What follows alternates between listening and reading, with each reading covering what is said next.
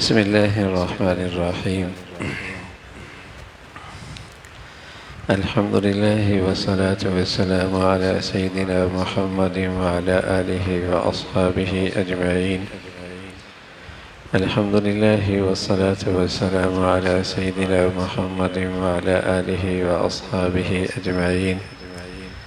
أما بعد فأعوذ بالله من الشيطان الرجيم. بسم الله الرحمن الرحيم.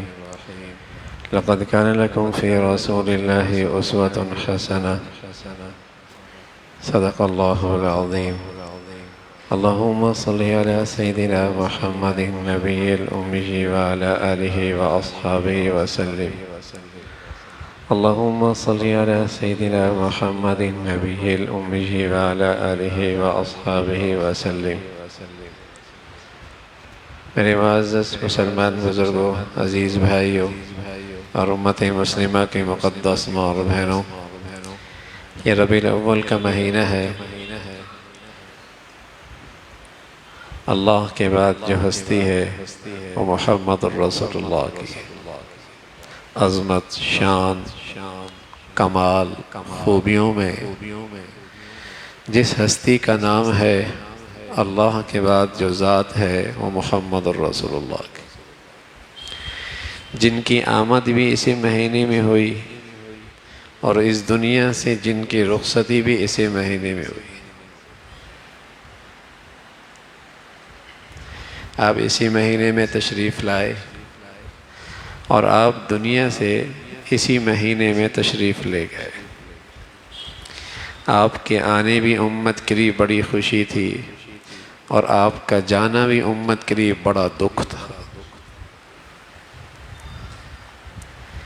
حضرت بلال اتنے دکھی ہوئے آپ کے جانے پر، اتنے دکھی ہوئے کہ آپ کے لیے آپ کے جانے کے بعد اذان کہنا مشکل ہو گیا۔ کہتے اذان دیتا، محمد الرسول اللہ کا نام آتا، تھوڑی دیر میں آپ کا چہرہ انور دیکھتا، اندر ٹھنڈا ہو جاتا۔ اب میرے اندر یہ سکت نہیں کہ آپ موجود نہ ہو اور میں آپ کا نام لوں، اذان دوں، یہ مجھ سے برداشت نہیں ہو سکتا۔ دکھ بھی ایسا تھا۔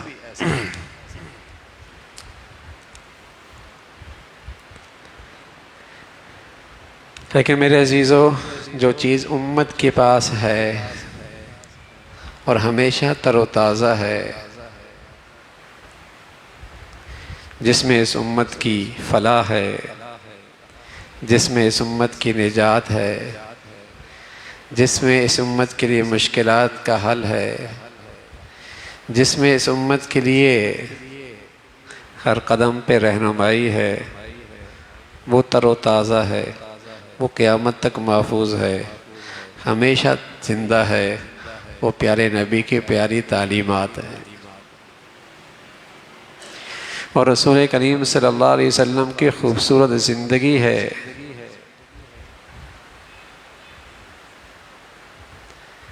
نہ آپ کی تعلیم اس امت سے گم ہوئی ہے اور نہ ہی آپ کی زندگی کی کوئی ایک ادا بھی امت سے گم ہوئی ہے، وہ سب محفوظ ہے۔ اور اس کی حفاظت کی ذمہ داری اللہ نے خود لی ہے، اس لیے کہ انسانیت کی فلاح، انسانیت کی کامیابی، انسانیت کی مشکلات کا حل آپ کی زندگی میں ہے۔ تو اگر اس کا حفاظت ہی نہ ہو تو امت کیسے فلاح پائے گی؟ تو وہ آپ کی تعلیمات ہمیشہ کے لیے محفوظ ہیں۔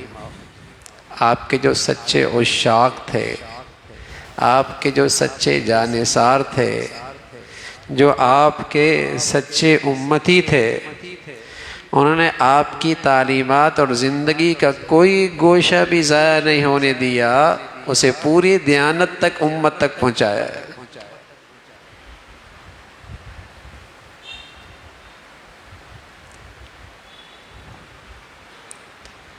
انفرادی، اجتماعی، گھریلو قومی زندگی، اجتماعی زندگی، جہاں بھی اس امت کو رہنمائی کی ضرورت ہے، اللہ کے نبی کی زندگی میں اس تعلیمات موجود ہیں۔ پھر رسول کریم صلی اللہ علیہ وسلم کی تعلیمات میں جمال بھی ہے کہ اس سے بہتر زندگی انسان کے لیے ہو ہی نہیں سکتی، اور کمال بھی ہے کہ کوئی چیز ایسی نہیں کہ امت اس میں کسی غیر کی محتاج ہو۔ جمال بھی ہے کہ انسان کے لیے اس سے بہتر طریقہ زندگی ہو ہی نہیں سکتا۔ ہاں، جانوروں کے لیے ہو سکتا ہے، جانوروں کے لیے ہو سکتا ہے، کتے بلیوں کے لیے ہو سکتا ہے، لیکن انسانوں کے لیے نبی کی زندگی سے زیادہ خوبصورت کسی کا طریقہ ہو ہی نہیں سکتا۔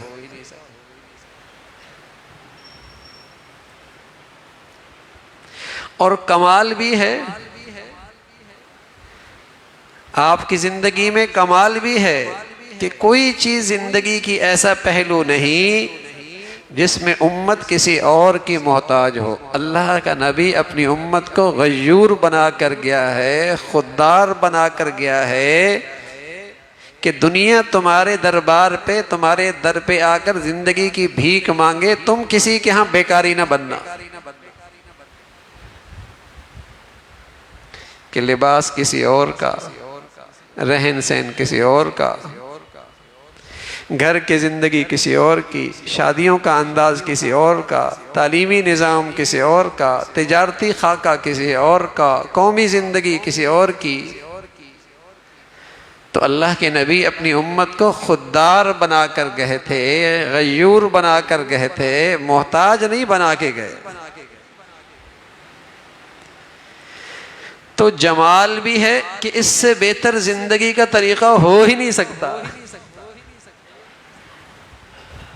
اس سے بہتر ہو ہی نہیں سکتا۔ آج دنیا سائنسی ریسرچ اور تحقیق کرتی ہے، اور نبی کی سنتوں میں کچھ جسمانی لحاظ سے، زندگی کے لحاظ سے کچھ خوبیوں کا تذکرہ کرتی ہے۔ ہمارا ایمان ہے، جہاں تک سائنس کی آج ریسرچ گئی ہے اور جو فوائد اس کے سامنے آئے ہیں، نبی کی زندگی کے طور طریقوں میں فوائد اس سے بھی کئی گنا زیادہ ہے،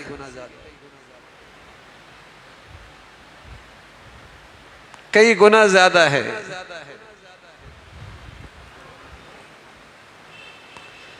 تو اس سے بہتر طریقہ زندگی ہو ہی نہیں سکتا۔ کھانے کا لیجئے، پہننے کا لیجئے، رہنے کا لے لیجئے،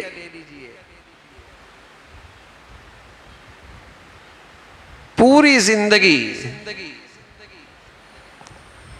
تو جمال بھی ہے، کمال بھی ہے۔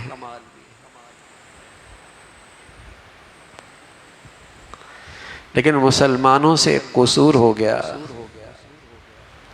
قصور یہ ہوا میرے عزیزو، قصور یہ ہوا،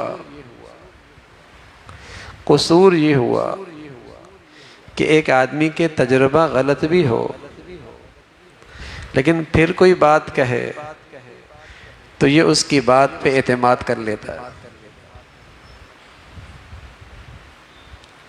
ایک ڈاکٹر کی دوائی ہے، ایک آدمی کو کوئی فائدہ نہیں ہوا، لیکن دوسرا آدمی پھر اس پہ اعتماد کر لیتا ہے اور اس کا تجویز کردہ نسخہ استعمال کرتا ہے، اور اس کی بتائی ہوئی پرہیز کو اختیار کر لیتا ہے، حالانکہ اس کا تجربہ غلط بھی ہو چکا ہے، لیکن پھر بھی اس کی بات مان کے اس کا بتایا نسخہ استعمال کر لیتا ہے، اس کی بتائی ہوئی پرہیز اختیار کر لیتا ہے۔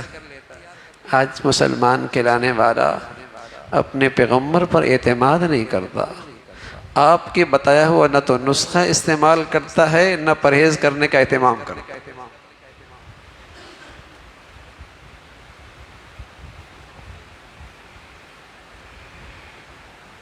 اعتماد نہیں کرتا۔ اسے یہ ایمان نہ نصیب ہوا کہ میرے نبی کی زندگی کے اندر میرے گھر کے مسئلے کے حل ہے، میری مشکلات کا حل ہے، میری پریشانی کا حل ہے، میرے روزگار تجارت کا حل ہے. یہ اعتماد نہ رہا.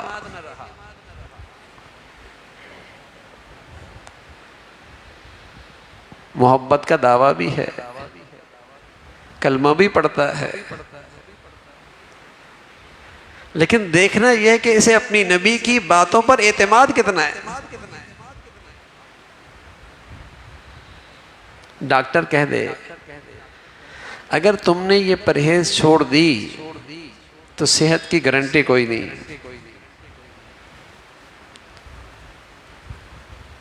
30-40 سال سے اس چیز کو استعمال کر رہا ہے، اس کے کہنے پر، اس کے خطرے کی آگاہی پر فوراً چھوڑ دیتا ہے. اور اللہ کے نبی بتا رہے ہیں کہ اس زندگی میں خطرہ ہے جو تم نے اختیار کر رکھی ہے، اس کے پیچھے ہلاکت ہے، اس کے پیچھے اللہ کا غضب ہے. بتائیے مسلمان اپنے نبی کی بات پر اعتماد کر کے کتنی پرہیز کرتا ہے. اللہ کے نبی کا ایک ارشاد ہے، ہم پھر اپنی زندگی دیکھیں. آپ فرمانے لگے الصدق ینجی والکذب یہلک، سچائی میں نجات ہے اور جھوٹ میں ہلاکت ہے. اب بتائیے مجھے اپنی نبی کی بات پر، سچائی پر کتنا اعتماد ہے، اور اس سچائی کو کتنا اختیار کرتا ہوں اور اس جھوٹ سے کتنا پرہیز کرتا ہوں.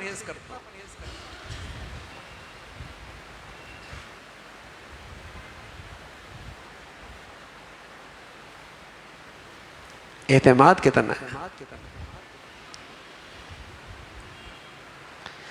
آج امت جس بیماری میں مبتلا ہے نا، وہ یہی ہے کہ اسے نبی کی زندگی پر اعتماد نہ رہا کہ نبی کے طور طریقوں سے میری مشکلیں حل ہو سکتی ہیں، میری پریشانیاں ختم ہو سکتی ہیں، ہماری ذلت عزت سے بدل سکتی ہے، ہماری رسوائی کامیابی سے بدل سکتی ہے.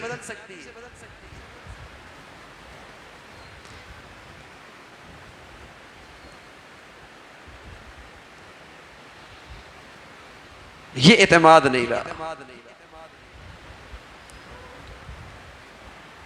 اگر یہ اعتماد ہو، کہتے بھی ہیں نبی، اللہ کے نبی کی زندگی بہترین اسوہ حسنہ ابو لہب تھا نا. ابو لہب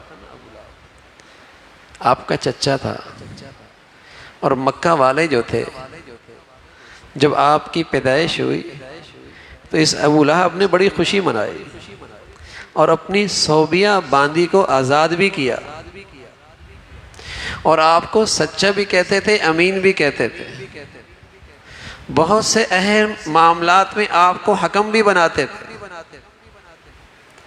40 سال آپ کے بارے میں یہ کہنے لگے ہم نے آپ کا بار بار تجربہ کیا ہے، آپ کی زبان سے سچائی کے، اور ہم نے کچھ نہیں سنا. اتنا اہم معاملہ آیا کہ قریش کے قبائل میں تلواریں نیاموں سے نکل آئیں. ہر ایک یہ اعزاز لینا چاہتا تھا کہ حجر اسود کا پتھر میرا قبیلہ رکھے. طے یہ ہوا حرم میں بیٹھتے ہیں، جو شخص حرم میں سب سے پہلے داخل ہوگا وہ ہمارے درمیان فیصلہ کر دے گا. اتنے میں محمد الرسول اللہ جو عمر میں ابھی تک بہت چھوٹے تھے، جیسے ہی سامنے سے نمودار ہوئے سب نے بیک زبان کہا یہ آدمی فیصلہ کرے گا. سب کا اتفاق یہ شخص فیصلہ کرے گا.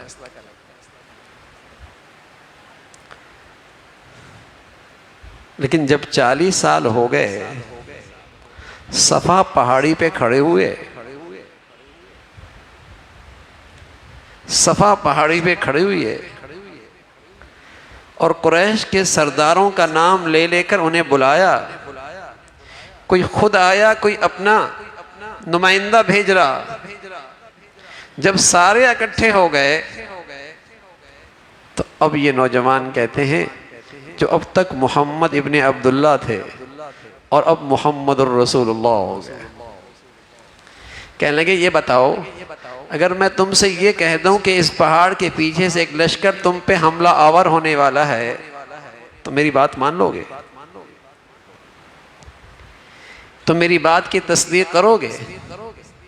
قوم کہنے لگی ہمارے گھر پیچھے ہی ہے، ایسا کوئی لشکر ہے تو نہیں، دیکھنے میں تو نہیں آیا، لیکن اگر آپ نے کہا تو آپ کی زندگی کا ہمارا تجربہ یہ ہے کہ آپ جو بھی کہتے ہیں سچ کہتے ہیں،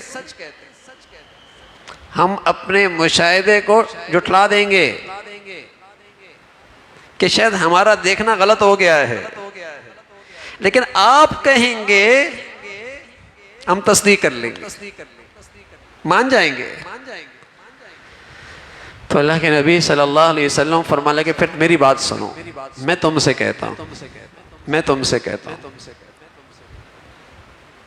کہ جو زندگی تم نے اپنا رکھی ہے نا، اس کے پیچھے ہلاکت ہے، اس کے پیچھے بربادی ہے، اس کے پیچھے اللہ کا غضب ہے. اس لیے آج کے بعد میں تمہیں ایک نسخہ دیتا ہوں زندگی کا، قولوا لا الہ الا اللہ تفلحون. میں ایک زندگی لے کے آیا ہوں، اگر تم اس زندگی پہ آ گئے کامیاب ہو جاؤ گے. جو اب تک آپ پر اعتماد کر رہے تھے، سچا مان رہے تھے، تصدیق کر رہے تھے، دیانتدار سمجھ رہے تھے، آپ کو حکم بنا رہے تھے، جیسی آپ نے یہ کہا تو سب سے پہلے آپ کا چچا کھڑا ہوا، کہنے لگا تبا لک الہذا جماعتنا، تبا لک سائر الیوم الہذا جماعتنا. تیرا سارا دن خراب ہو جائے، کیا تو نے ہمیں اس لیے اکٹھا کیا ہے؟ ہلاک ہو جائے. یوں کہہ دیا، چچا نے پتھر اچھالا، اللہ نے وہ الفاظ اس بدبخت کی طرف پھیر دیے اور یوں کہا تبت یدا ابی لہب و تب، ابو لہب برباد ہو گیا، یہ ہلاک ہو گیا.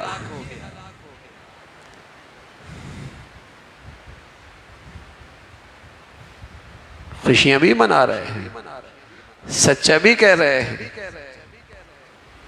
دیانتدار بھی کہہ رہے ہیں، آپ کو اپنے محفلوں میں آگے بھی رکھ رہے ہیں، لیکن جہاں آپ نے یہ کہہ دیا کہ میاں زندگی بدلو، زندگی بدلو،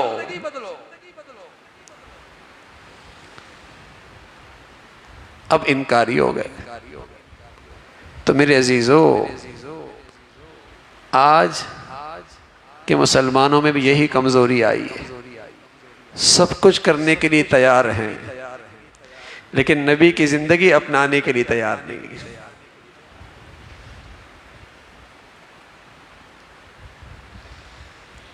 کلمہ پڑھنے والے تو بہت ہیں، نماز پڑھنے والے کتنے ہیں؟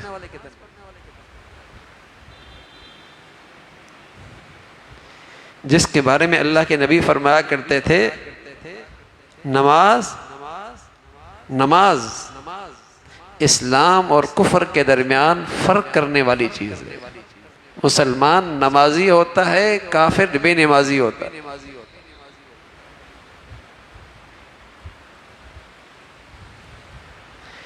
آج مسلمانوں کو اپنی نبی کی اس بات کی لاج کتنی ہے، اپنی نبی کی اس بات پر اعتماد کتنا ہے.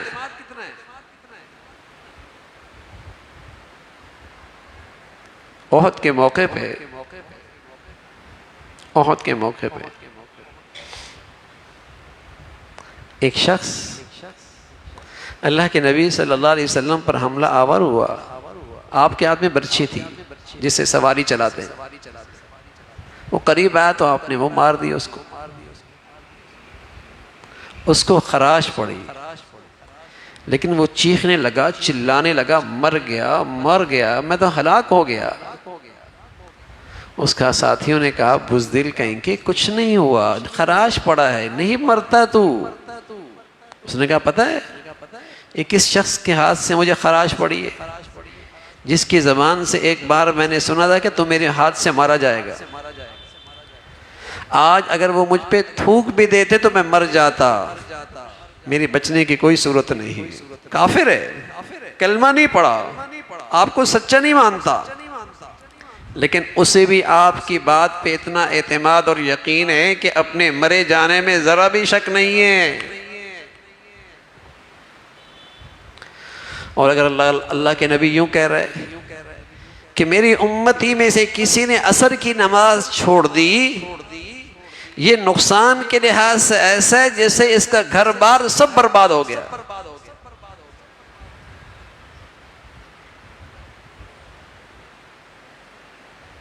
بتائیے ہمیں اپنے نبی کی بات پہ کتنا اعتماد ہے؟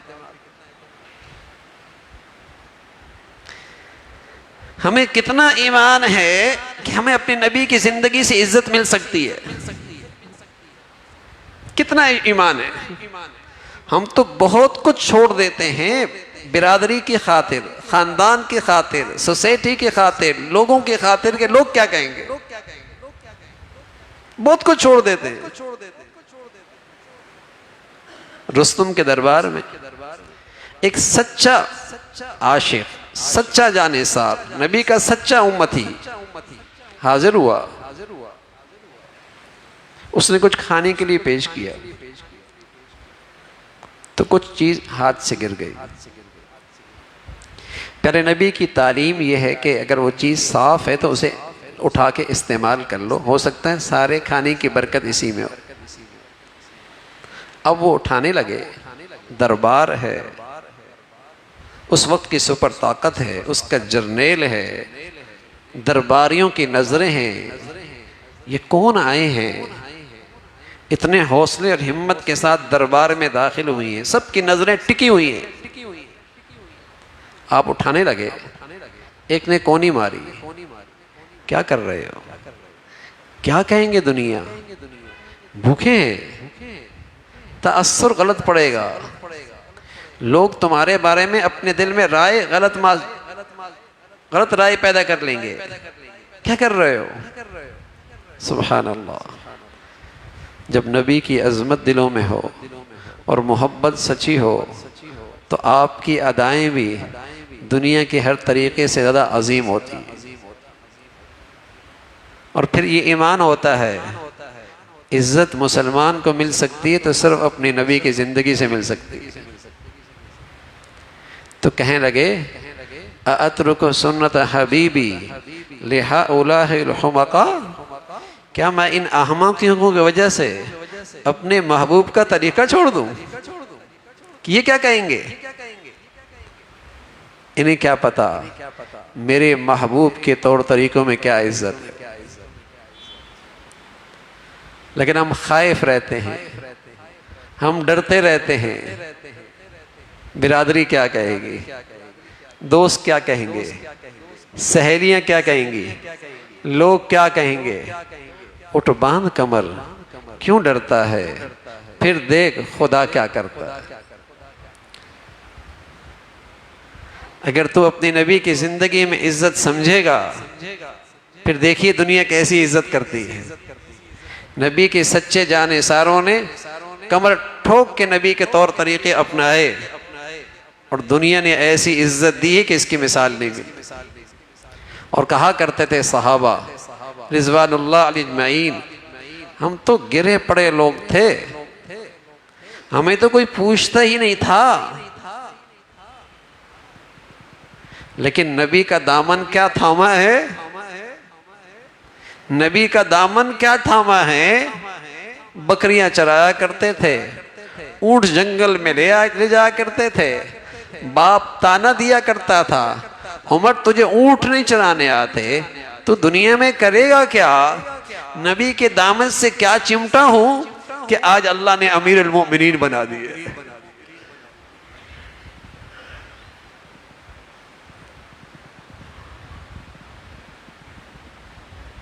آج مسلمان احساس کمتری کا شکار ہوتا ہے، اسے ایمان نہیں ہے، اسے یقین نہیں ہے کہ عزت کا راستہ نبی کا راستہ ہے۔ سعادت کا راستہ نبی کا راستہ ہے، نجات کا راستہ نبی کا راستہ ہے، جنت کا راستہ نبی کا راستہ. اعتماد نہیں ہے. جب دل میں کسی کی عظمت آتی ہے نا تو سر پہ پگڑی بھی اسی کی آ جاتی ہے. یوں پگڑی نہیں پہنے گا، لیکن جب شادی ہوگی تو ہندوانہ طرز کی پگڑی پہن لے گا.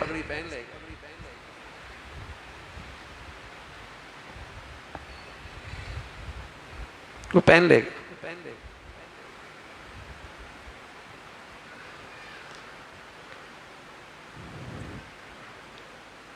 پہلے کسی کی عظمت آتی ہے، پھر جسم میں اس کی شٹ آتی ہے،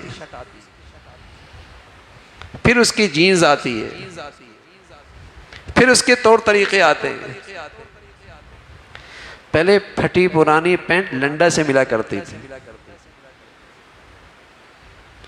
لیکن انہوں نے اپنے طریقوں کی ایسی عظمت بٹھا دی دل و دماغ میں، اب پینٹ پھاڑنے کے لیے 10-10 کروڑ کی مشین لاتے ہیں، پھاڑتے ہیں، پھر مارکیٹ میں بیچتے ہیں.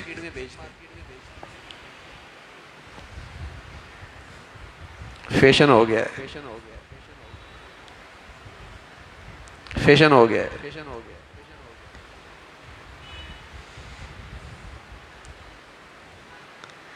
انہوں نے اپنے ہر طریقے کی بڑائی بٹھا دی نا. نبی نے کہہ دیا سلوار ٹخنوں سے اونچی کر لو، طبیعت پہ بوجھ آ گیا، تنگ نظری ہے. غیروں نے کہہ دیا گھٹنے خالی کر دو، فوراً خالی کر دیے، روشن خیال ہو گیا.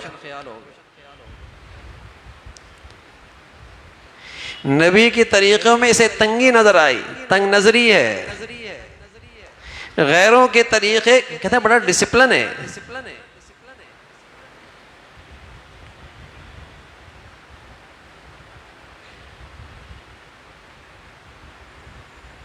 اگر اسے کہہ دیا جائے کہ ٹائی ایسی ہونی چاہیے، شرٹ ایسی ہونی چاہیے، موزے ایسے ہونے چاہیے، شوز اس کلر کے ہونے چاہیے،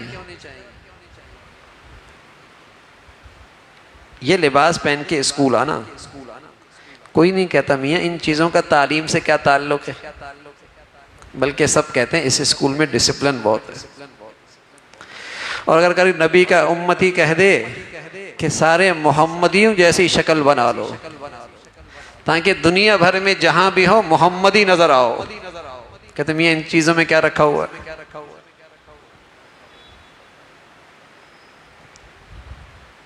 ان چیزوں میں کیا رکھا ہوا ہے؟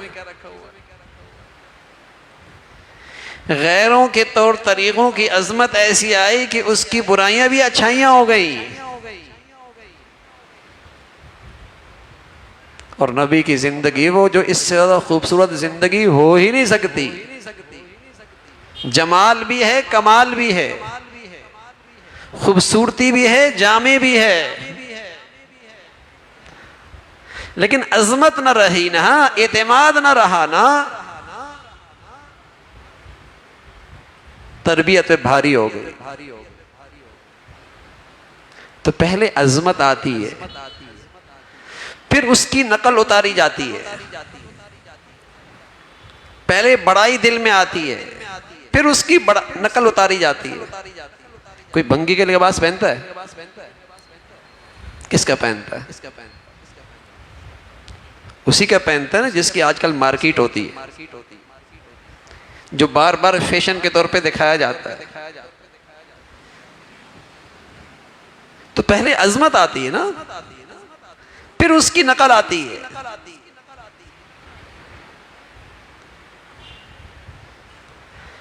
پہلے اعتماد آتا ہے کہ عزت اس میں.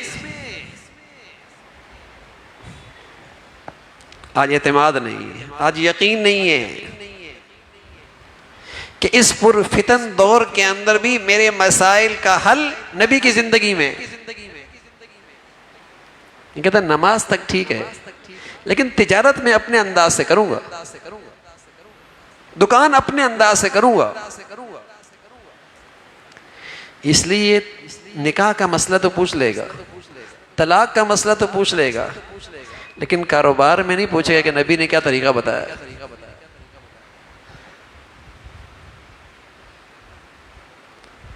نکاح کے سلسلے میں رجوع کر لے گا، طلاق کے سلسلے میں بھی رجوع کر لے گا۔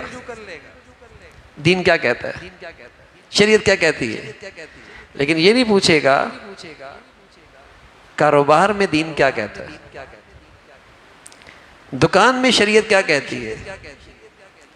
یہ جو بہن بھائیوں کے معاملات ہیں وراثت کے، اس میں شریعت کیا کہتی ہے، اس کی ضامت نہیں کرتا۔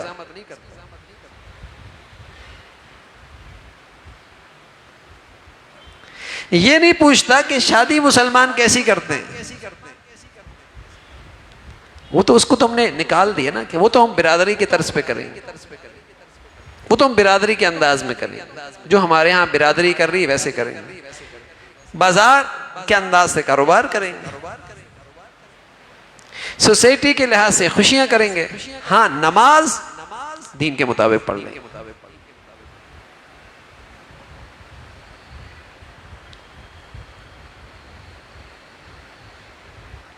یہ دین کے مطابق کر لیں۔ تو اللہ کے نبی صلی اللہ علیہ وسلم کی زندگی میں کمال ہے بھائی، اس میں تجارت بھی ہے، اس میں بازار بھی ہے، اس میں معاملات بھی ہیں، اس میں معاشرت بھی ہے، اس میں لباس پوشاک بھی ہے، اس میں کھانے پینے کے طریقے بھی ہیں، اس میں کمال ہے۔ کوئی چیز ایسی نہیں جو نبی کی زندگی میں گم ہو۔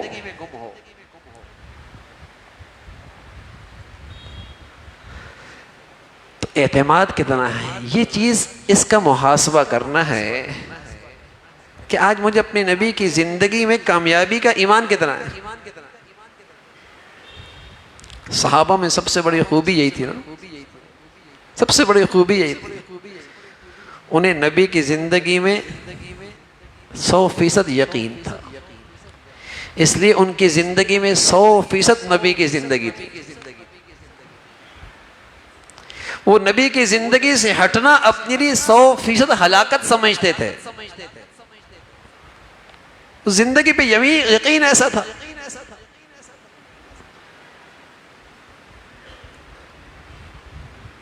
ان کا تو ایمان تھا اس سے خوبصورت زندگی کوئی نہیں، اس سے زیادہ جامع زندگی کوئی نہیں، اور اس کے بغیر کامیابی والی کی زندگی کوئی نہیں۔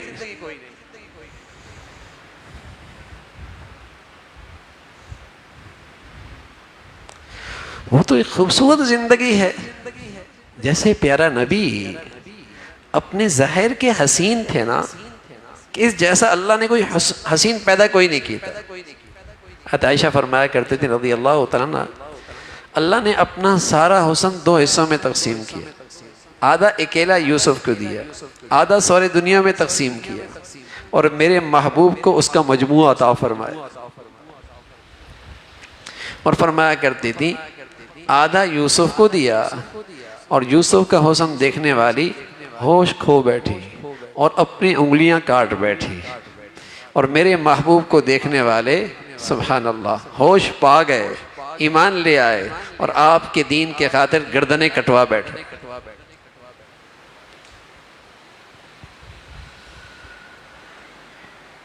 حضرت جابر رضی اللہ تعالیٰ سین میں کھڑے ہیں، 14ویں کا چاند ہے، اللہ کے نبی تشریف فرما ہے، آسمان پہ دیکھتے ہیں، آپ کے چہرے پہ دیکھتے ہیں، آسمان پہ دیکھتے ہیں، چہرے پہ دیکھتے ہیں۔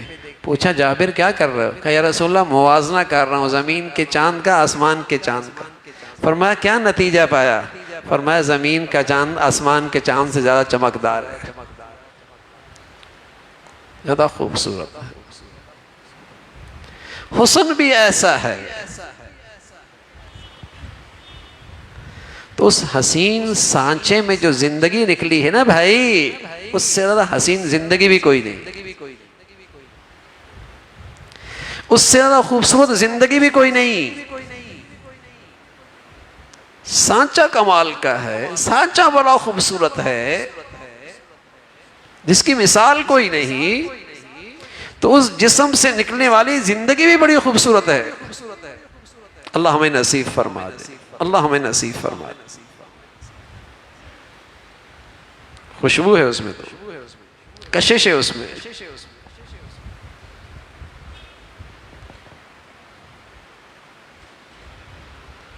فتح مکہ ہوا، فتح حدیبیہ کے موقع پہ صلح ہوئی، اور صلح میں یہ بات بھی طے ہوئی کہ مشرکین مکہ مدینہ آ سکتے ہیں، یہ بات بھی اس میں موجود تھی، آ جا سکتے ہیں۔ مسلمانوں کی تعداد تقریباً 1400 تھی، اب مکہ والے مدینہ آ رہے ہیں، اور صرف 2 سالوں کے بعد مسلمانوں کی تعداد 1400 سے بڑھ کر 10,000 ہو گئی، اور فتح مکہ ہوا۔ ان 2 سالوں میں نہ زبان چلی نہ تلوار چلی، کیا چلا؟ نبی کی زندگی کا خوبصورت کردار چلا۔ جب مدینہ میں آنے والے آتے، مکہ کے لوگ دیکھتے کہ یہ عجیب ان کے سچائی، دیانت، امانت، اخلاق، ایثار، احسان، اور یہ وہی لوگ ہیں جو گھوڑے کے دوڑ میں آگے پیچھے ہوتے تو ان کے نیاموں سے تلواریں نکل جاتی تھی اور نسلوں تک جنگ جاری رہتی۔ یہ وہی لوگ ہیں جو اونٹ کے پانی پینے پہ لڑائی چھڑتی اور لاشوں کے پشتے لگ جایا کرتے تھے۔ یہ وہی لوگ ہیں معمولی باتوں پر نہ ختم ہونے والا قتال شروع ہو جاتا تھا، جنگ شروع ہو جاتی تھی، اور آج انہیں دیکھو کیسا انقلاب آیا ہے۔ محبتیں مل رہی ہیں، مٹھاس مل رہی ہے، ایثار مل رہا ہے، احسان مل رہا ہے۔ ایک غزوہ ہے، ایک غزوہ میں ایک زخمی پڑا ہوا ہے، اس نے بھتیجے سے کہا پانی لے آؤ، اور وہ پانی لے کے آیا تو قریب میں ایک اور زخمی پڑا ہوا، تو اس نے آواز دی پانی پیاس، تو اس چچا نے کہا بھتیجے آگے دے دو۔ جب وہاں پہنچا تو قریب سے آواز آئی اور اس نے پانی کا تقاضا کیا، یہ اسے چھوڑ کر وہ کہنے لگا آگے چلے جاؤ، وہاں چلا گیا۔ جب تیسرے کے پاس گیا تو وہ دنیا سے روانہ ہو گیا، واپس لوٹا تو دوسرا بھی چلا گیا، چچا کے ہاں آیا تو اللہ نے اسے بھی بلا لیا، لیکن جاتے جاتے بتا گئے کہ نبی کی زندگی نے یہ انقلاب پیدا کر دیا ہے کہ اپنے پر دوسروں کو ترجیح دے رہے ہیں۔ یہ خوبصورت زندگی ہے میرے عزیزوں۔ والذین یؤثرون علی انفسہم ولو کان بہم خصاصہ، قرآن ان کی تعریف کرتا ہے، خود ضرورت مند ہیں لیکن اپنے بھائی کو آگے کرتے ہیں، اس کا خیال پہلے کرتے ہیں۔ اللہ ہمیں اپنی نبی کی زندگی نصیب فرما دے۔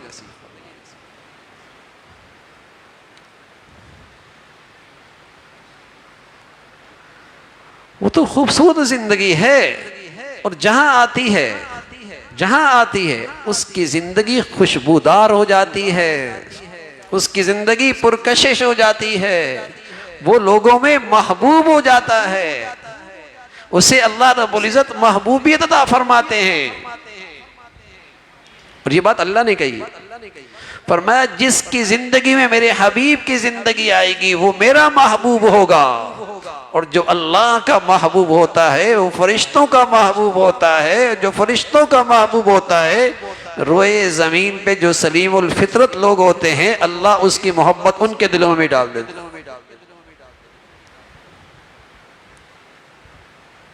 محبوبیت ملتی ہے، اس کی زندگی اتنی اچھی ہوتی ہے، اس کی سیرت، اس کا کردار، اس کے اخلاق اتنے شاندار ہوتے ہیں۔ اللہ کے نبی اپنے ایک طالب علم سے ایک نصیحت کر رہے ہیں، ہر ایک چاہتا ہے نبی کے ساتھ ہوں، نبی کے ساتھ رہوں۔ ہم جیسے گنہگار بھی کہتے ہیں نبی کی جنت میں رفاقت مل جائے۔ آج کوئی شخص روضہ رسول سے ہو گئے تو ہم اس کو رشک کی نظروں سے دیکھتے ہیں کہ خوش نصیب ہے اور روضہ رسول سے ہو کے آیا ہے، رشک کی نظروں سے دیکھتے ہیں۔ تو چاہت سب کی ہوتی ہے کہ نبی کی صحبت مل جائے، رفاقت مل جائے، جنت ساتھ ہو جائے۔ تو آپ اپنے ایک طالب علم سے کہنے لگے یا بنیا ان تقدر ان تصبح وتمسي وليس في قلبك غش لأحد فافعل وذلك من سنتي ومن أحب سنتي فقد أحبني ومن أحبني كان معي في الجنة۔ ایک تو اللہ کے نبی نے یہ بتایا کہ محبت کا معیار کیا ہے، محبت کی کسوٹی کیا ہے، محبت کا پیمانہ کیا ہے۔ ایسا تو نہیں کہ سود کی اڈے پہ سود تو نہیں چھوڑتا، کمکمے لگا دیتا ہے محبت میں، کمکمے لگا دیتا ہے، بینک ہے، سود خور ہیں، کمکمے لگا دے گا محبت میں، سود نہیں چھوڑے گا، کمکمے لگا دے گا، نماز نہیں پڑھے گا۔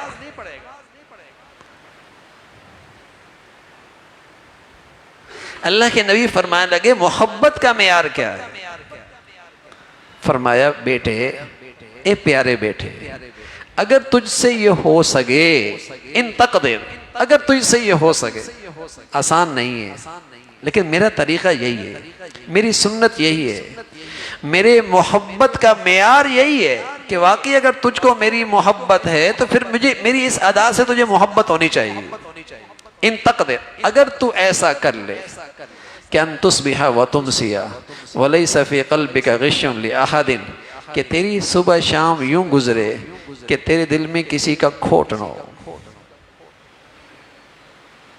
کسی کے لیے برائی نہ ہو، کسی کے لیے کینہ نہ ہو، کسی کے لیے بغض نہ ہو، ولیس فی قلبک غش لأحد، ایسا کر لے، ففعل، ایسا کر لے، وذالک من سنتی، میرا طریقہ یہی ہے، میری سنت یہی ہے، میری ادا یہی ہے۔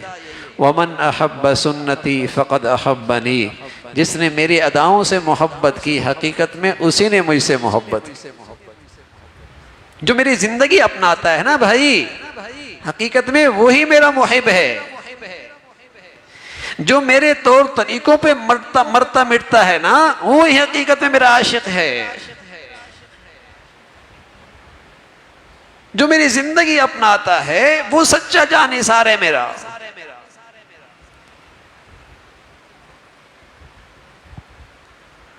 تو صحابہ سچے جانثار، ایک ایک ادا محفوظ بھی کی، عمل بھی کیا۔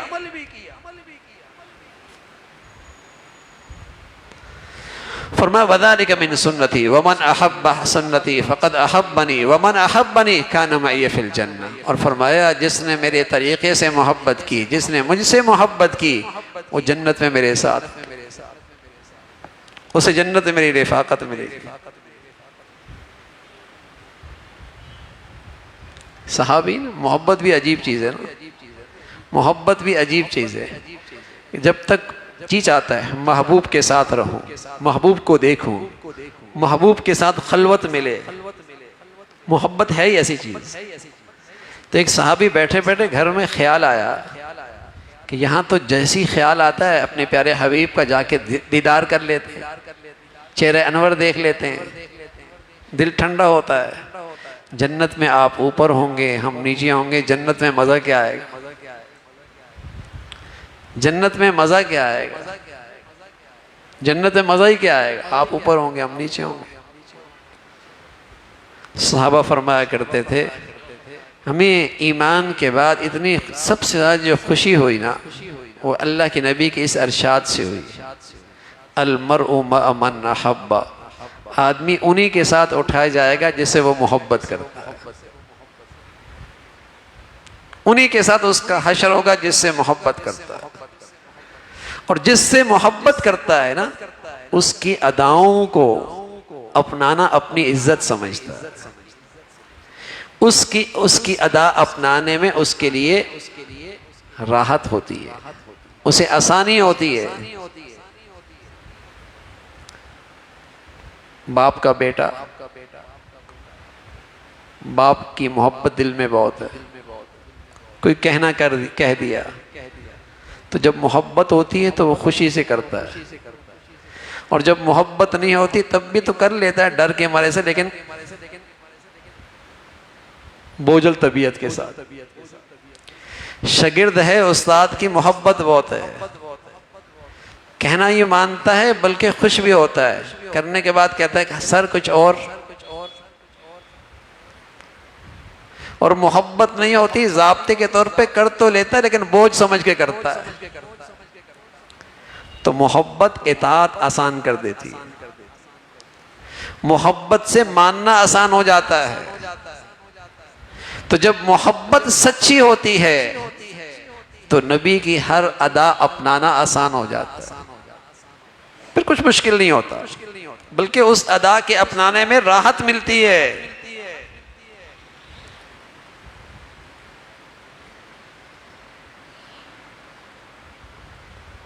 تو میرے عزیزو، پیارے حبیب صلی اللہ علیہ وسلم کا حق ہے عظمت دل میں ہو،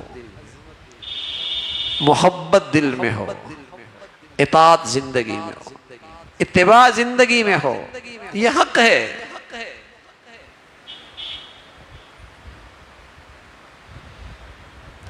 کچھ لوگ آپ کے نام لیوا ہوں گے، آپ کے قریب آئیں گے، حوض کوثر پہ آپ کے ہاتھوں سے پانی لینا چاہیں گے، فرشتے انہیں پکڑ پڑ کر کے پیچھے دھکیل دیں گے. آپ فرمائیں گے یہ میرا امتی ہے، فرمانا نا.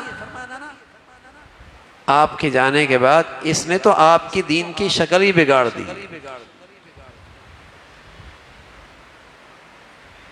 کچھ کا کچھ کر دیا ہے. اس لیے کہ جہاں سنت نہیں ہوتی وہاں آدمی کا اپنا نفس ہوتا ہے، اپنی طبیعت ہوتی ہے. مغرب کی 3 رکعتیں ہیں، کوئی کہہ دے میاں آج 3 نہیں پڑھیں گے، آج ہم 4 پڑھیں گے، بہت جی چاہ رہا ہے اللہ کو راضی کرنے کا، آج 4 پڑھیں گے.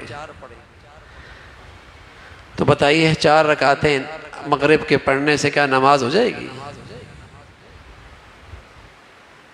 کوئی غلط کام تو نہیں کیا؟ درود شریف پڑھا ہے، فاتحہ پڑھی ہے، تسبیحات بڑھ گئی ہیں، قرآن زیادہ پڑھ لیا، لیکن کہتے ہیں نماز نہیں ہوئی. ارے میاں اس لیے نماز نہیں ہوئی کہ آپ نے نبی کی زندگی میں لائی ہوئی نماز میں اضافہ کر دیا ہے.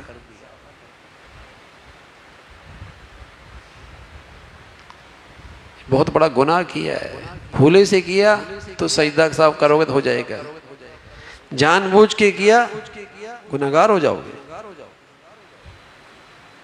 تم نے دین میں اضافہ کر دیا ہے.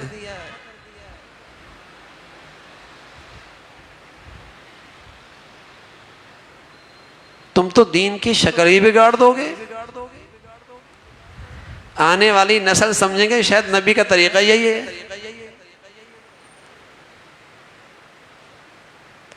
تو میرے عزیزو، اللہ کے نبی صلی اللہ علیہ وسلم کی سنتوں کو اپناؤ گے تو زندگیاں خرافات سے محفوظ رہیں گی. سنتیں نہیں اپناؤ گے پھر خرافات آ جائیں گی، پھر بدعات آ جائیں گی. جب زندگیوں سے سنتیں نکلتی ہیں پھر بدعات اس جگہ کو بھر لیتی ہیں. ضرورت ہے امت میں آج سنتوں کو رواج دینے کہ یہ دیکھو کہ اللہ کے نبی صلی اللہ علیہ وسلم نے یہ کام کس طریقے سے کیا. اور سنتوں میں خصوصیت ہے، نبی کی سنتوں میں خصوصیت ہے، نبی کے طریقوں میں خصوصیت ہے کہ امت میں اتفاق آتا ہے، امت میں وحدت آتی ہے، امت میں اتحاد آتا ہے، ملت اسلامیہ اکٹھی ہوتی ہے. اور سنت کے بجائے جب خرافات آتی ہیں، ہر نفس اپنے طریقے سے کوئی کام کرتا ہے، امت فرقوں میں تقسیم ہوتی ہے، گروہوں میں تقسیم ہوتی ہے، ٹکڑوں میں تقسیم ہوتی ہے، امت میں نفرت کو فروغ ملتا ہے. اور سنت کی خصوصیت یہ ہے 14 سال سے اب تک ایک جیسی ہوگی. اور بدعت کی خصوصیت یہ ہے ہر آنے والے زمانے کے اندر اس کی رنگ بدل جاتا ہے، وہ بدلتی رہتی ہے، اس کی شکلیں مختلف ہوتی ہیں، کہیں کچھ کہیں کچھ، 5 سال پہلے کچھ، 10 سال پہلے کچھ اور آج کچھ اور. بدعت ہمیشہ بدلتی رہتی ہے. ہر آدمی کا نفس ہے، وہ اپنی طبیعت سے اسے کرتا ہے، اپنے انداز سے کرتا ہے. سنت ایک جیسی ہوتی ہے، سنت کی برکت ہے، اس سے امت اکٹھی ہوتی ہے، امت جڑ جاتی ہے، اور بدعات اور خرافات کا نتیجہ ہے امت ٹکڑوں میں تقسیم ہوتی ہے، امت نفرتوں کا شکار ہو جاتی ہے۔ باطل چاہتا ہے امت ٹوٹے اور امت میں خرافات آئیں، اور میرا نبی چاہتا ہے امت ایک ہو جائے اور امت میں سنتوں کی زندگی رواج پائے، سنتوں کی زندگی رواج پائے۔ تو میرے عزیزو، اللہ کے نبی صلی اللہ علیہ وسلم کا حق ہے آپ کی عظمت ہو، آپ سے محبت ہو اور آپ کی اتباع ہو۔ عظمت جب ہو تو اس کا ایک ادب یہ بھی ہے، اس کا ایک ادب یہ بھی ہے، جب بھی پیارے نبی صلی اللہ علیہ وسلم کا نام آئے، محمد صلی اللہ علیہ وسلم، یہ سب سے مختصر درود ہے، صلی اللہ علیہ وسلم۔ درود بھی ہے، سلام بھی ہے، درود و سلام۔ جب بھی آپ کا اسم گرامی آئے صلی اللہ علیہ وسلم، یہ درود و سلام ہے۔ اور اللہ کرے کچھ وقت مل جائے 24 گھنٹوں میں تھوڑی سی دیر اکیلے بیٹھ کے آپ کے احسانات کا تصور کر کے کم از کم 100 مرتبہ درود شریف پڑھ لیا کرو، کم از کم 100 مرتبہ درود شریف پڑھ لیا کرو، اس لیے کہ ایک مرتبہ اللہ کے نبی صلی اللہ علیہ وسلم کا چہرہ کھلا ہوا چہرہ، صحابی یا رسول آج بڑے خوش ہیں، فرمایا کیوں خوش نہ ہوں، اللہ نے مجھے خوشخبری دی ہے اور مجھے بتایا ہے جو مجھ پہ 1 مرتبہ درود پڑے گا اللہ اس پہ 10 مرتبہ رحمت بھیجے گا، اللہ اس پہ 10 مرتبہ رحمت نازل فرمائیں گے، میں خوش ہوں۔ اور بھائی ہماری پتہ نہیں دعا کوئی قبول ہو نہ ہو، لیکن نبی کے حق میں درود و سلام کی شکل میں جو آپ دعا کریں گے وہ ضرور قبول ہوگا۔ اس لیے اپنی دعا کی ابتدا میں بھی درود، انتہا میں بھی درود، اس کی برکت سے درمیان کی دعا قبول ہو جائے گی، اس لیے کہ اللہ نے اپنے حبیب کے حق میں دعا قبول ہی کرنی ہے، اور ہماری دعا کے ساتھ درود مل گیا تو ہماری دعا بھی قبول ہو جائے گی۔ تو آپ کے احسانات کا تصور کر کے کچھ وقت نکال کر درود پڑھا کرو۔ بلکہ شیخ الحدیث مولانا زکریا رحمۃ اللہ نے لکھا، مشکلات کے حل کے لیے یہ وظیفہ بہت مجرب ہے، مشکلات کے حل کے لیے یہ وظیفہ بہت مجرب ہے کہ آدمی 500 سے زائد مرتبہ درود شریف کا ورد کرے، اس کی برکت سے اللہ رب العزت حاجات پوری کر دے، حاجات پوری کر دے۔ ظاہر ہے جب اتنی ڈھیر ساری رحمتیں اللہ کی لے گا، اللہ اس کی مشکلیں بھی حل کر دیں گے۔ تو عظمت کا یہ ادب ہے، اس سے اللہ کے نبی سے محبت بڑھے گی، اطاعت آسان ہوگی، اور آپ کی زندگی پڑھے، آپ کی زندگی پڑھے۔ ایک آسان کتاب ہے ڈاکٹر عبدالحی عارفی رحمۃ اللہ علیہ کی، اسوہ رسول، انگریزی میں بھی ہے اردو میں بھی ہے، بلکہ اس کو اپنے سرانے میں رکھا کریں اور روز 1-2 صفحے پڑھ لیا کریں۔ بہت خوبصورت کتاب ہے یہ، آپ کی سیرت کے وہ پہلو جن کا تعلق عملی زندگی سے، آپ کی سیرت کا وہ پہلو جس کا تعلق عملی زندگی سے، گھریلو زندگی سے ہے، صبح شام سے ہے، رات دن سے ہے، اولاد سے ہے، عملی زندگی سے جو آپ کے پہلو ہیں اسوہ حسنہ کے، وہ اس میں موجود ہیں۔ اسے اپنے پاس رکھیں اور اسے پڑھیں اور کرتے رہیں، پڑھیں اور کرتے رہیں، پڑھیں اور کرتے رہیں۔ میرے عزیزو، اللہ نے ہمیں دنیا میں عبادت کے لیے بھیجا، عبادت کے لیے بھیجا، لیکن ہماری عبادت کتنی ہوتی ہے 24 گھنٹے میں؟ مشکل سے 1 گھنٹہ، 5 نمازیں 1 گھنٹے میں ہو جاتی، باقی 23 گھنٹے ضائع ہو رہے۔ اور آئے تھے دنیا میں اللہ کی عبادت کرنے کے لیے، 23 گھنٹے یوں ہی چلے گئے۔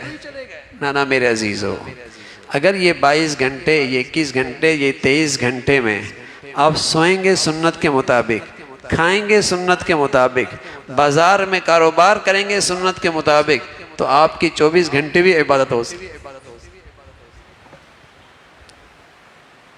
ساری زندگی بھی عبادت ہو سکتی ہے۔ بس تھوڑی سی توجہ کہ سونے میں سنت کیا ہے، کاروبار میں شریعت کا طریقہ کیا ہے، کھانے پینے میں نبی کی سنت کیا ہے، پہنے اوڑھنے کے اندر اللہ کے نبی کا انداز کیا ہے، اسے تھوڑا سا دیکھ لیا اور کر لیا تو میرے عزیزو عبادت. اور عبادت جب یہ سنتوں پہ عمل کرو گے تو اللہ کا اعلان ہے ان کنتم تحبون اللہ فاتبعونی یحببکم اللہ، تم میرے محبوب کی ادائیں اپناتے چلے جاؤ اور میرے محبوب بنتے چلے جاؤ، تم میرے پیارے ہو جاؤ گے، تم میرے محبوب ہو جاؤ گے. اللہ جب محبت کرتا ہے تو کیا مطلب ہے؟ اللہ محبت کرتا ہے. ماں جب محبت کرتی تو کیا کرتی ہے؟ اسے ہر وقت اپنے بچے کا خیال ہوتا ہے، کوئی اس کا نقصان نہ ہو. ایسا ہی ہوتا ہے نا اللہ ماں کی محبت. جب بچہ ماں کی پیٹ گود میں ہوتا ہے سب مطمئن ہوتے ہیں، ماں کی مامتا ماں کی محبت اس کی حفاظت کرے گی. ایسا ہی ہے سبحان اللہ، جب بندہ اللہ کا محبوب بن جاتا ہے اور اللہ اس کا محبت کرنے لگتا ہے پھر اللہ بھی اس کا نقصان نہیں ہونے دیتا، پھر اللہ بھی اس کا نقصان. یہ مطلب نہیں کہ دنیا میں کوئی تکلیف نہیں ہوگی، اس لیے کہ چھوٹا بچہ جس سے ماں محبت کرتی ہے بس اوقات نہلاتی ہے اور بچہ روتا بھی ہے، تکلیف تو اس کو ہو رہی ہوتی ہے. ماں محبت بھی کرتی ہے، نہلاتی ہے اور بچہ رو رہا ہوتا ہے، تکلیف تو ہو رہی ہوتی ہے، لیکن اس تکلیف میں فائدہ کس کا ہے؟ بچے ہی کا ہے. فائدہ کس کا ہے؟ بچے ہی کا ہے. بندہ جب اللہ کا پیارا بن جاتا ہے اس کا نقصان نہیں ہوتا. بظاہر یہ روتا بھی ہے کسی تکلیف میں لیکن میرے عزیزو یہ مطمئن ہوتا ہے کہ یہ نقصان نہیں ہے میرا، اس میں نقصان نہیں ہے، اس میں میرا نفع ہی ہوگا، اس لیے کہ یہ معاملہ اس ذات کی طرف سے ہے جو مجھ سے محبت کرتا ہے. تو میرے عزیزو زندگی بڑی پر لطف ہو جائے گی اور زندگی بڑی اطمینان والی ہوگی جب اللہ کے نبی کی زندگی اپنائیں گے، اللہ کے پیارے بنیں گے. اللہ ہم سب کو ایسی مبارک زندگی نصیب فرما دے اور یہ کتاب لیں اور اپنے سرانے پہ رکھیں اور اس کو پڑھیں اور پہ اس پہ عمل کرنے کا اہتمام ہو. اللہ ہم سب کو ایسی پر نور زندگی نصیب فرمائے. اللہم لک الحمد کلو ولک الشکر کلو، اللہم لک الحمد کلو ولک الشکر کلو، سبحان اللہ وبحمدہ سبحان اللہ العظیم، عدد خلقہ وزنۃ عرشہ ورضا نفسہ ومداد کلماتہ. اللہم لا نحصی ثناء علیک انت کما اثنیت علی نفسک. اللہم اعنا علی ذکرک وشکرک وحسن عبادتک. یا حی یا قیوم یا ذا الجلال والاکرام، نستغفرک ونتوب الیک. یا حی یا قیوم برحمتک نستغیث، اصلح لنا شأننا کلہ ولا تکلنا الی انفسنا طرفۃ عین. یا ارحم الراحمین ہم سب کا کہا سنا قبول فرما لے. ایمان والی، عافیت والی، صحت والی زندگی عطا فرما. پیارے حبیب کی عظمت محبت عطا فرما. کامل اتباع نصیب فرما. پیارے نبی کی زندگی پہ کامل ایمان یقین نصیب فرما. آپ کے ہر ارشاد پہ کامل اعتماد نصیب فرما. اے مولا کریم اپنے فضل سے ہمیں اپنی زندگیاں 100% نبی کے اسبہ میں ڈھالنے کی توفیق نصیب فرما. آپ کی پیاری زندگی، پیارے اخلاق ہم سبھی کو نصیب فرما. تمام حاضرین حاضرات کی تمام جائز حاجات کو پورا فرما. مشکلات کو آسان فرما، پریشانیوں کو ختم فرما. بری زندگی سے، بری موت سے، برے حالات سے محفوظ فرما. اپنے پسند کا جینا نصیب فرما. کل قیامت میں اپنے پسندیدہ لوگوں میں شامل فرما. بری زندگی سے، بری موت سے، حادثات سانحات سے، موذی دیرپا بیماریوں سے، ہسپتالوں کی زندگی سے محفوظ فرما. ہر آنے والا دن ایمان کے لحاظ سے، عافیت کے لحاظ سے بڑھیا نصیب فرما. اپنے فضل سے عطا کردہ نعمتوں میں برکت عطا فرما. عطا کردہ نعمتوں میں اضافہ عطا فرما. مولا کریم نعمتیں دینے کے بعد محرومی سے محفوظ فرما. عزت کے بعد ذلت سے محفوظ فرما. عافیت کے بعد پریشانیوں سے محفوظ فرما. خوشحالی کے بعد تنگ دستی سے محفوظ فرما. اپنے فضل سے ہم سب کو اپنے بچے بچیوں میں خوشیاں نصیب فرما. بچوں کے تعلیم، تربیت، زندگی کے صحیح فیصلے کرنے کی توفیق نصیب فرما. ہم سب کے حال پہ رحم فرما. ساری امت مسلمہ کے حال پہ رحم فرما، مسلمانوں کو ایمان اسلام پر باہمی اتفاق و اتحاد نصیب فرما، رنگ نسل وطن علاقے نفرتوں کی جتنی شکلیں ہیں مسلمانوں کو اس سے محفوظ فرما، مولا کریم وطن عزیز کو امن اور سلامتی کا گہوارہ بنا، یا نیکی کی اور خیر کی اور تعمیر کی جتنی شکلیں ہیں انہیں غلبہ نصیب فرما، شر کی اور برائی کی اور تخریب کی جتنی طاقتیں ہیں انہیں نیست و نابود فرما، ہم سب کے حال پہ رحم فرما۔ وصلی اللہ علی سیدنا محمد وعلی آلہ واصحابہ اجمعین برحمتک یا رب۔